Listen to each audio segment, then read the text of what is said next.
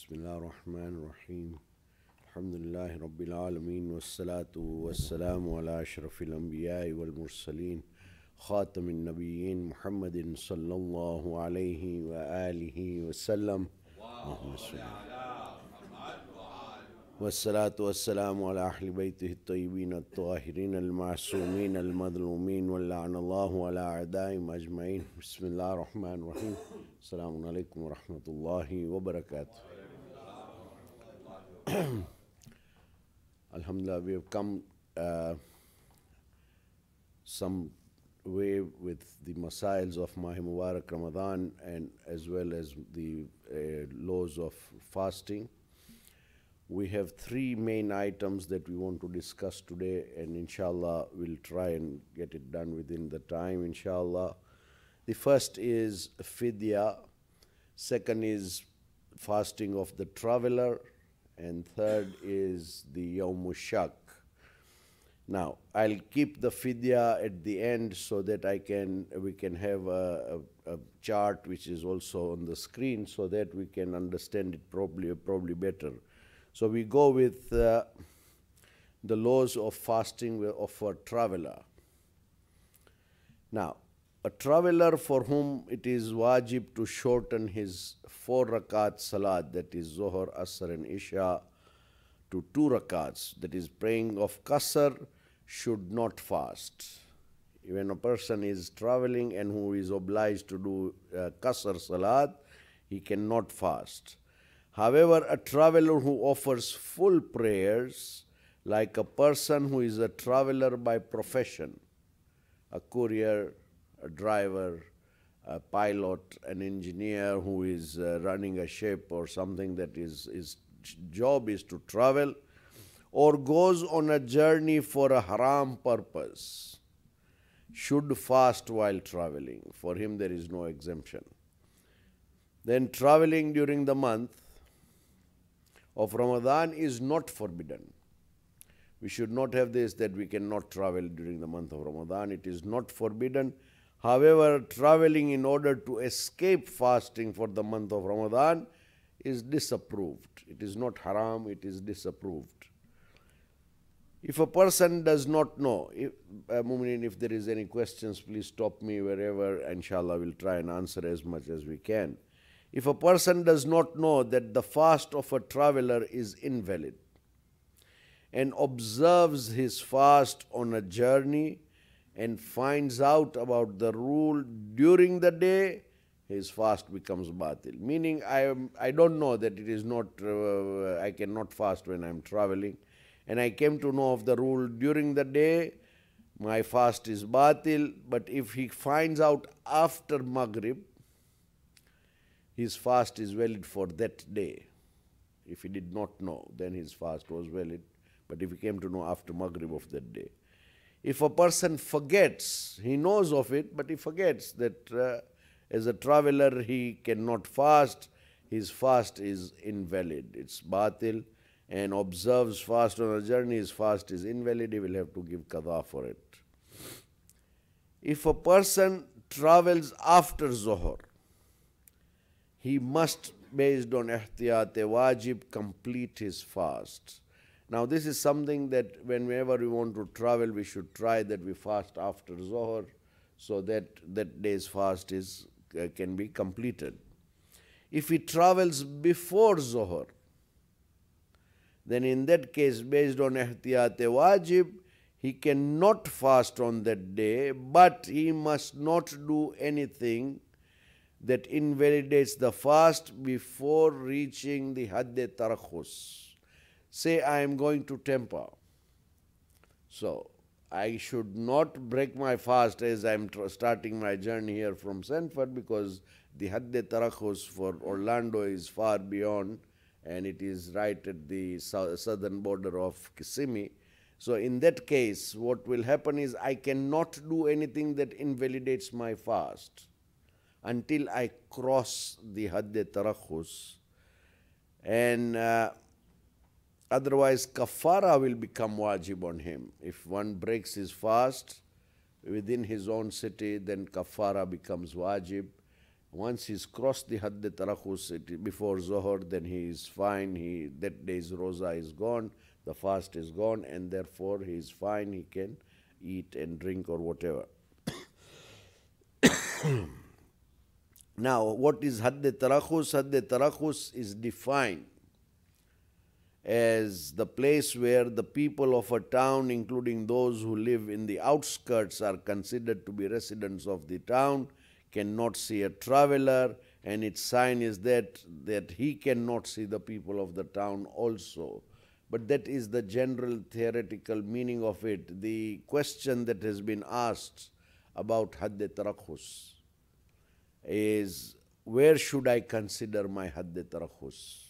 When at the present time the cities are mostly interconnected to one another, or the cities are very large. Like for example, though we live in Lake Mary and Sanford, we hardly can define the border of Lake Mary and Sanford because it's all continuous and it goes on.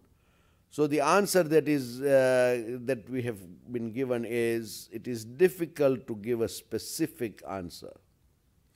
For normal cities, the boundary would be their city or county, but for mega cities, and the example that has been given is for Toronto here, it says the boundary would be that of the mega cities boundary. For example, in Toronto, the boundary would be the greater Toronto area, GTA as it is known. Now when it comes to Orlando, it is the greater Orlando area that we know, which includes Kissimmee, Sanford, Lake Mary, Orlando, and the many cities that are there, which can be found out when it is necessary.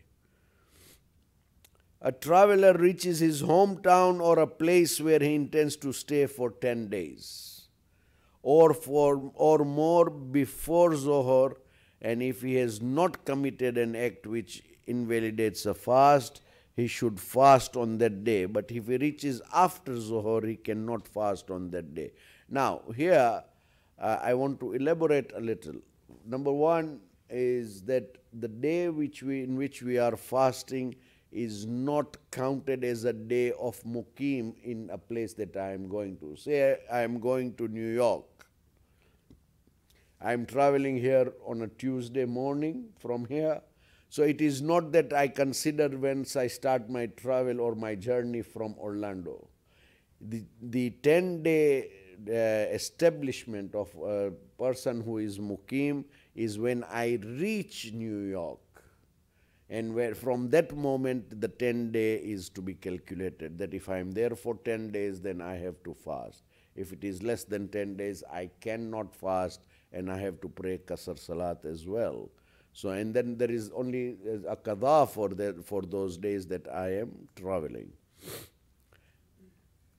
Okay, the next thing that we want to do is those who are exempted from fasting in Ramadan, which is because this is also important. Elderly people who cannot fast at all, for them there is no qada also. Those who can't fast because of their advanced age, for them there is no qada also. There is no repayment of the fast. Elderly people who can fast but with great difficulty. For those there is no qada, however they have to pay fidya. Now we will discuss the fidya part in a moment, inshallah. So who decides whether it is easy or difficult to fast? Is it the person himself or the doctor? The answer is, it is a personal judgment. Even if the doctor says, no, you should not, but I feel that I am fit enough to fast, then in that case I must fast. On the other hand, if the doctor says there is no problem to fast, yet I do not feel confident in myself that if I fast it will enhance my ill health, then in that case I do not fast. So this is something that only the self can establish. Then when it is temporary illness, those who cannot fast due to temporary illness, e.g. example fever, severe cold, infection, or any other issues which are temporarily makes one unable. Such persons are exempted from fasting during the month of Ramadan during those days. However, they have to do qada once, they have to do qada before the next Ramadan. So when Maha Ramadan ends, you will have to give qada before the next Maha Ramadan comes in. When somebody who has long-term illness, say for example, somebody is diabetic in such a way that he is unable to bear the fasting, such people are exempted from fasting and there is no qada for them because this is a continuous illness. However, they will have to pay fidya for not fasting, for each day of fasting. Then a pregnant woman or a woman who is breastfeeding a child, nursing a child, for fasting, if fasting harms her or her child during the period of pregnancy or during the period of breastfeeding, then she is exempted from fasting during Ramadan. However, she has to do qada after pregnancy or when she completes the feeding of the child, and also pay fidya for each day of fasting. Now, here there is one more aspect that sometimes we interconnect, but we have to understand this.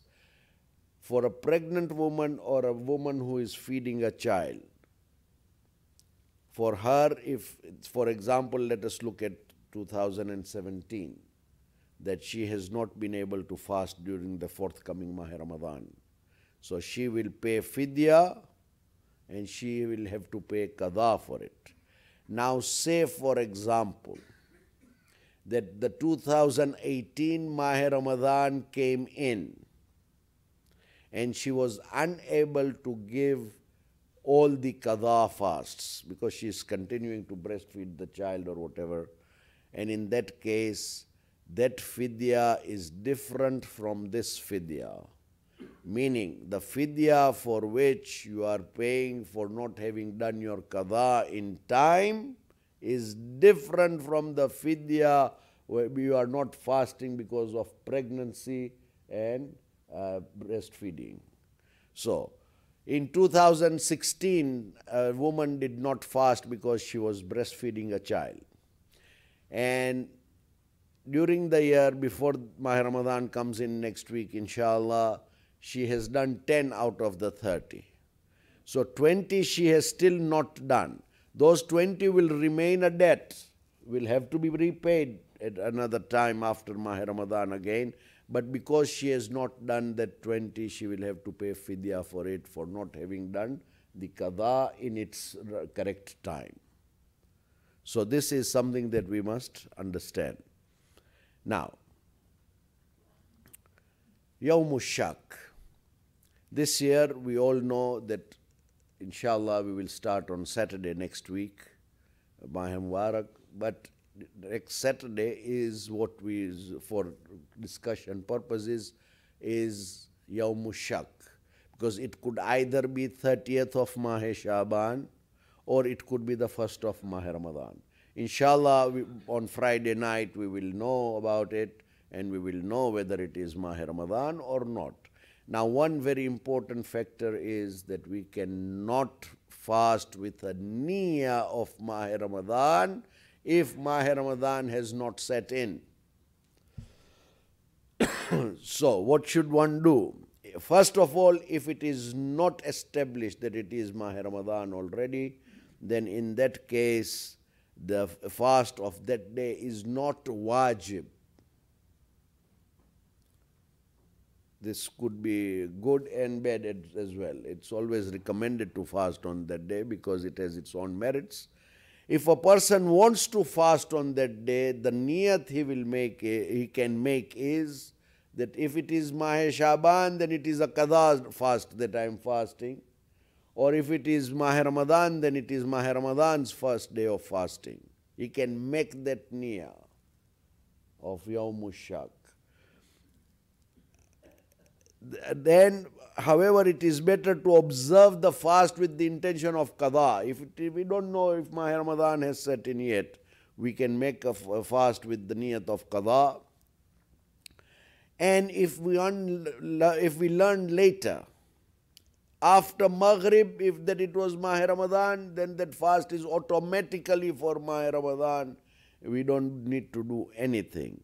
However, if one learns the same before Maghrib, say in the afternoon we came to know that yes, it is already established that this is the first day of Maha Ramadan, then I have to make the niyyah. I have to change my niyyah from qada to Maha Ramadan. If I come to know after Maghrib, then it is automatically transferred. But if it is before Maghrib, then I have to change my niyyah and I should convert to the intention of Maha Ramadan. Now, as long as a person has a qada fast, he cannot fast mustahab. We can fast on as many days, the recommended days of 15 Sha'ban, Mi'raj, the Mondays and Thursdays, Maha Rajab, Maha Sha'ban, there is no problem. But as long as we have qada, we cannot fast mustahab niyyah.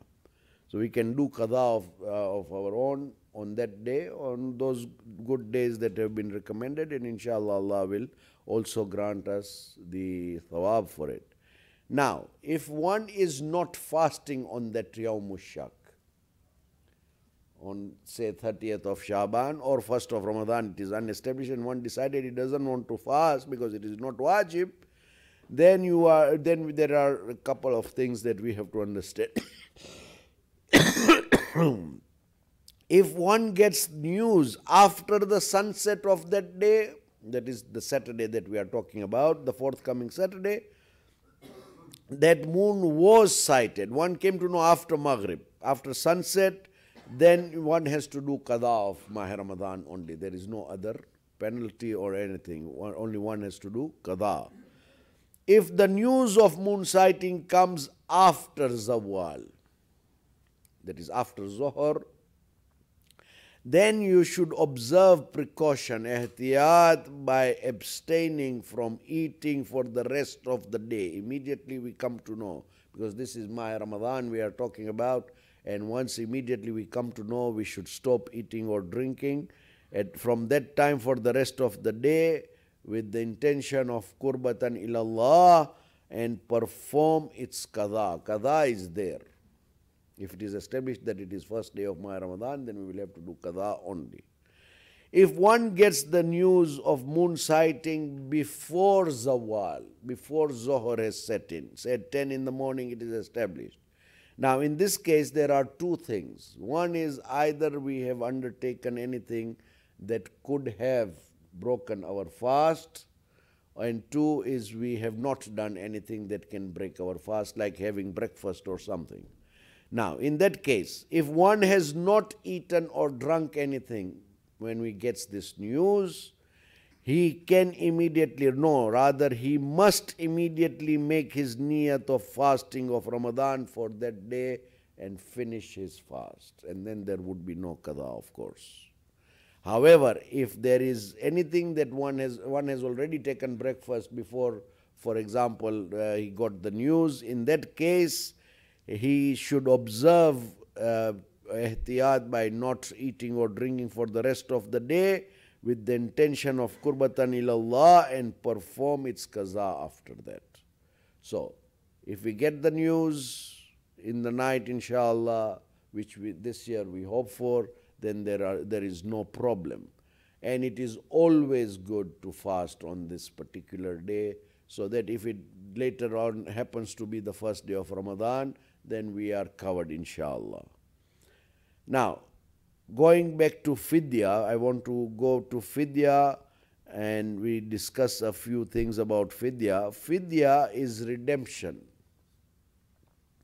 from certain religious obligations by a material donation of a ritual act. That is the definition of it. Now, if a person without any Shari reason does not observe a qada of the fast left out during the previous Ramadan till the coming of the next Ramadan, in addition to qada of the fast as a ihtiyat, a wajib, we must give fidya. What is fidya? What is the amount? It is a 3/4 kilos of grain, of food to the poor for each fast that is left out. And it is better to give 2 mud instead of 1. It is not sufficient to give the value. I will come to this. Yes. I have a question. Ji. Suppose an elderly person thinks that he cannot fast for 16 hours during summer, but he will be able to fast during winter when the fasts are shorter. Now, does he have to pay fidya and fast also, or can he just fast during winter before the next Ramadan? He can't do it in advance. No, he cannot do that. Not in advance. But if when he finds it very difficult to fast in Mahe Ramadan, he should try, but if he finds it very difficult, and we are talking of an advanced age person, we are not talking of a general person, right? So in that case, the way I would look at it is, yes, he would have to give fidya, and then when he can fast, he will have to fast. Is there anything else that we can add on this for an advanced age? Actually, this should come under the category of temporary illness. Temporary illness. That means because fidya is not paid, it's not payable immediately. Yes. It will be paid After before Ramadan. So if he can give qaza during winter, he will give that. If he can't, then he's not ill, I know he's not ill, but advanced age. advanced age, but then it poses difficulty in fasting during the long hours. But he may be able to fast during winter because they are short hours. So he will give him Only qada. Okay. Now, in fidya, one of the aspects of giving fidya to the poor is that we cannot give cash in lieu of the grain. The recipient, which is the mustahak, must be given the grain itself. Now, what this means is, say for example, we want to send it to Dar es Salaam, or we want to send it to India, or we want to send it to any other city which has more need. In that case, I can appoint an agent and pay him the money. He will have to buy the grain and give it to the recipient. The recipient must receive in kind, not in cash. This is an important thing about fidya. One can pay the intermediary person. The primary recipient of a fidya should be a Shia Ithnashari Muslim. If one knows that a person who has no hatred for Ahlul-bayt alayhimus salam, and there is a possibility of him being inclined to faith, then he can be helped with kafara or fidya or even zakat. Now, if a person, an insane person, becomes sane during Mahe Ramadan, or whenever he becomes sane, say there was a temporary lapse, in that case he does not have to have qada. There is no qada for him for that period of time that he was not in his senses. If a disbeliever becomes a Muslim, it is not wajib on him to make up the fast that he did not keep when he was a disbeliever. One can invalidate the qada of the fast of Ramadan before Zohar time. Now, this is beyond Mahe Ramadan, not during Mahe Ramadan. Say I am fasting as qada of Mahe Ramadan in the month of Shawwal or in the month of Zilhaj, whenever I am fasting that qada, and before Zohar I decided to terminate my fast, then one can do it, but not after that. If due to illness one does not fast in Ramadan and his illness continues until the Ramadan of the following year, it is not wajib on him to make up the fast he did not keep. So, if one was sick last Maha Ramadan and that sickness continued till this Maha Ramadan came in, then there is no wajibat of doing qada for him, and for each day he will give fidya. And fidya is grains like wheat, barley, bread, and anything like that to a poor person. However, if a person does not fast because of another legitimate excuse, for example, he was traveling, and his excuse remains that this particular year he traveled so much that he did not get a chance to give his qada, he must give his qada, and he therefore the day is that he did not fast, and the ihtiyat wajib is that for each day he must also give fidya for not having done the qada in its time.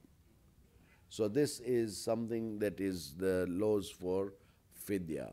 Now there is a short table that we can look at very quickly, and that would be the last thing inshallah, and that will take a minute, but it is something which is very easily understood for when fidya is payable, when qada is to be done, and when kafara can be done. If we can have the screen down, please, Ali.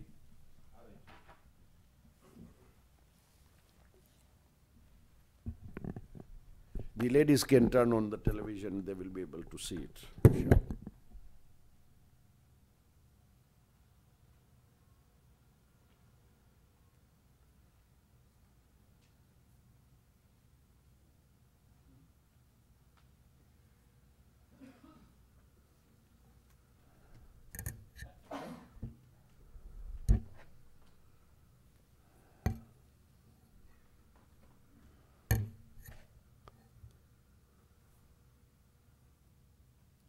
Now in this chart,